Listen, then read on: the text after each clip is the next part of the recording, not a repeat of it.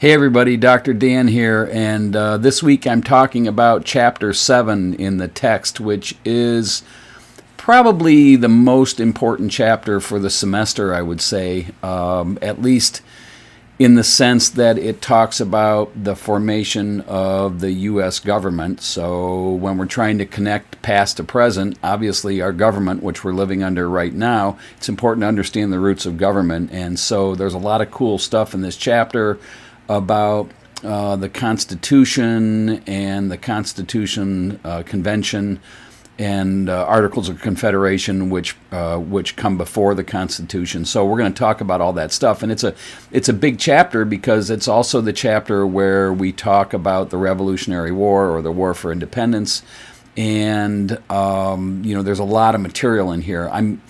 I'm going to break it down, and I'm going to kind of go out on a limb and say that the specific battles of the Revolutionary War are really not that important for us to remember. Now, if you're a history major or a history buff, you might really be into war and battles and, the specifics of Concord and Lexington and Bunker Hill and Washington crossing the Delaware and all that stuff, and it's really interesting reading, so go ahead and read all that in the chapter. But at the same time, as far as what we take away from a history class, connecting the past to the present, I think is more important, and I think especially if you follow politics at all, or at least if you're an involved citizen who votes, it's important to understand the principles and the debates that were going on around the time of the formation of the Constitution, because those debates are still in place today. So that's kind of my frame up to this chapter, that the specific battles of the Revolutionary War really don't matter that much to me, but it's really these constitutional ideas that are most important. So that's what I want to talk about today. So in Chapter 6, there was discussion about the First Continental Congress. So understand, and let me put this in context, the colonies are, dependent upon Britain. So we're a colony of Great Britain prior to the 1770s, and so it's really British control of everything as far as the colonies are concerned. There was never a central government. There's 13 colonies, but they never got together and talked to each other. There was never any affiliation. So, make sure you understand that. So in Chapter 6, when the First Continental Congress was discussed, it was the first time that members of all the colonies got together to discuss some sort of agreement. Everybody except Georgia was in the First Continental Congress.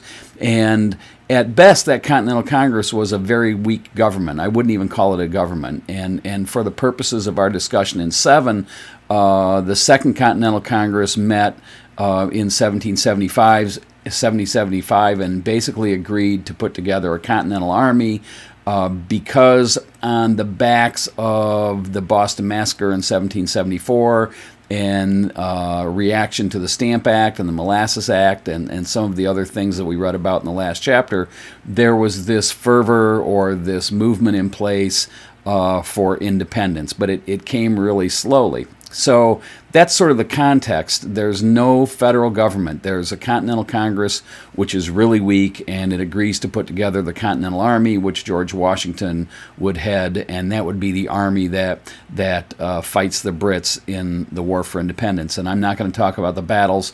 I'll let you read all about that, but all that stuff with Paul Revere and the British are coming, that sort of thing all really happened, and it's fascinating and it's a fun read, so read about that.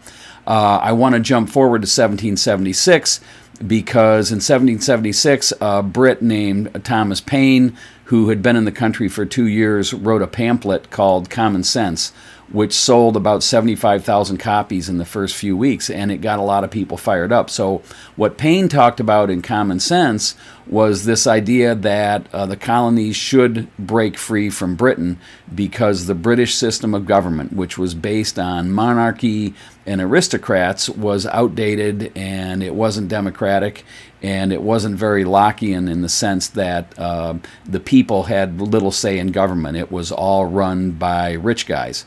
And you can make that parallel today with our Senate, but I'm not going to get into that. So anyway, Tom Paine's pamphlet Common Sense is written and distributed in 1776, And this idea of the public sphere that was talked about, I think, in chapter 4 or 5, the public starts to come together around this idea of independence and this idea that the British monarchy is really not the form of government that the colonists should want. It's a very oppressive form of government. So that's what Paine says, and on the heels of Paine's pamphlet, of course, Thomas Jefferson, writes the Declaration of Independence, which is basically a declaration of war, and maybe we'll look at that in this week's assignment with all the demands or all the outrages that King George is foisting upon the colonists. So that's 1776's Declaration of Independence.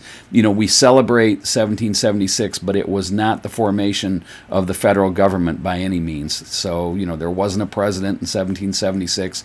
There was just a Declaration of Independence, which really was the beginning of the War for Independence, or at least part of it.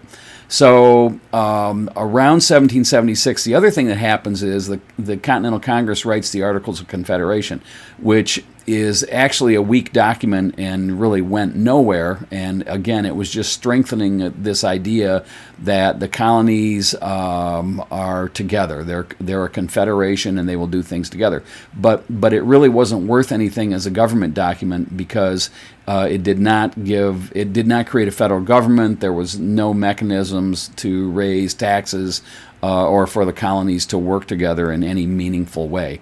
So, the Articles of Confederation are important. It's sort of like the pre-Constitution, but they were really weak as far as what they accomplished. So you'll read about that as well. The biggest development, I think, that we should note between 1776 and 1780, which is all during the war, is this idea that all the colonies create state governments and state constitutions. Now, when I was in graduate school, this was a big deal, and the reason it's a big deal is because the state constitutions were in place before the U.S. Constitution because there wasn't a central U.S. government yet between 1776 and 1780.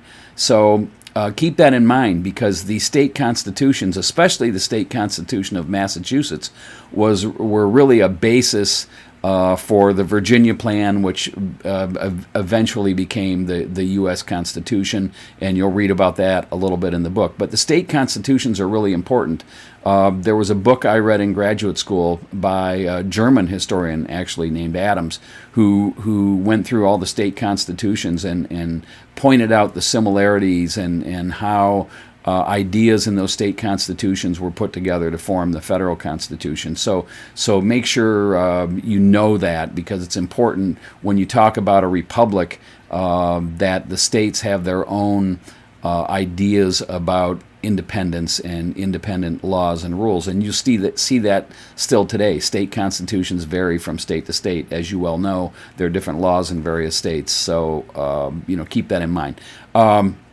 As far as the war is concerned, again, I'm not going to spend any time on it because I don't feel like it's really important. But the Revolutionary War is a long battle, and it really turns out bad for the Brits, of course, because they lost. A lot of loyalists that were loyal to the British moved to Canada. It was really bad for the Native Americans because their alliances with the British were done at that point, and what was to become the United States, the new Americans, were really land hungry. So effectively, the Revolutionary War was a death knell to any hope for Native Americans to get a fair shake in North America. And as far as other things with the Revolutionary War, there were a lot of slaves that were promised freedom if they would stick with the Brits during the war, and that really didn't materialize for slaves or didn't help slavery at all either. So that's sort of the important war stuff to take out of it. As far as getting back to this idea of the Constitution, the real United States, the United States that we know today, our federal government, really begins with the Constitutional Convention in 1787, which is in Philadelphia in the summer. It's really hot.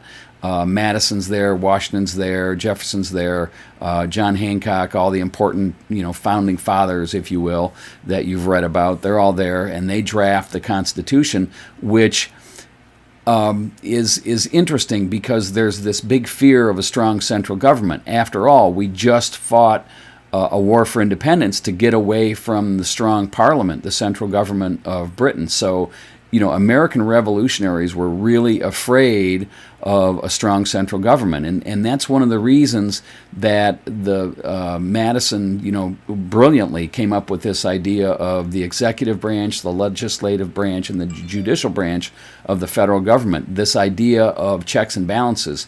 So contrast that to England, where you have a king and parliament, and because there was such a fear of an oppressive, tyrannical central government, the writers of the Constitution made sure that these three branches existed in our federal government, so no one person or no one branch could have too much power. And that's what we live under today, and that's why this chapter is so important, and these ideas about the Constitution are so important. So, the Constitution is written in 1787, and then it has to be ratified by a majority of the colonies, which wasn't easy. And so what happens during this time is, you've probably heard of the Federalist Papers before, and the Federalist Papers are written by Madison and Hamilton and John Jay, and basically they are papers that are published in various news publications, various newspapers, anonymously, arguing for ratification of the Constitution. So Federalists are people who are for the Constitution, and Anti-Federalists are people who are not for the Constitution.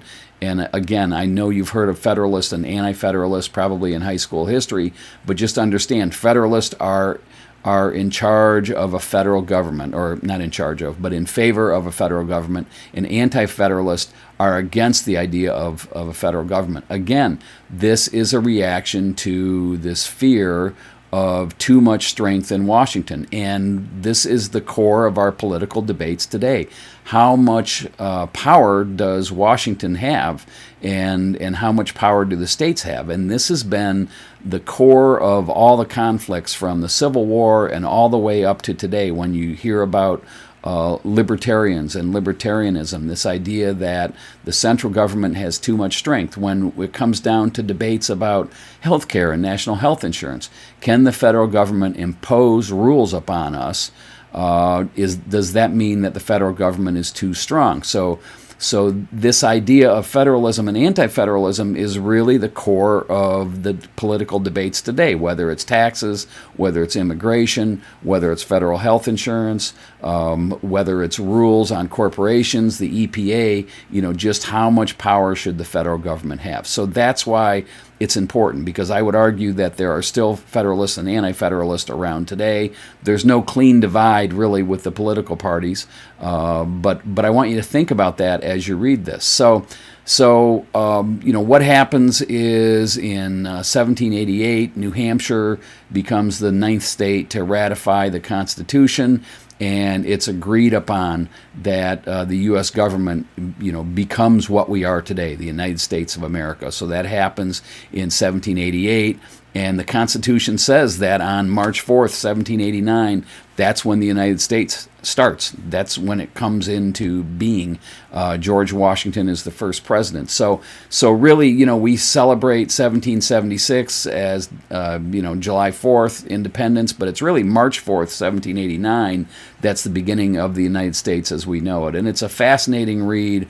I think that the chapter in the book does a great job. This is something that, if you're not interested in it, the chapter's just long enough, you can get through it. If you're interested in it, it gives you just enough information where you want to seek out more. So it's a great story, and something you should all be aware of. And I guess the thing I want to stress is, because I like to make the connections between then and now, is the Constitution, the strength of the federal government, Federalist versus Anti-Federalist, and how this all comes about. So that's it for this week. Everyone's doing a great job. I'll talk to you soon. Be safe. Take care. Bye-bye.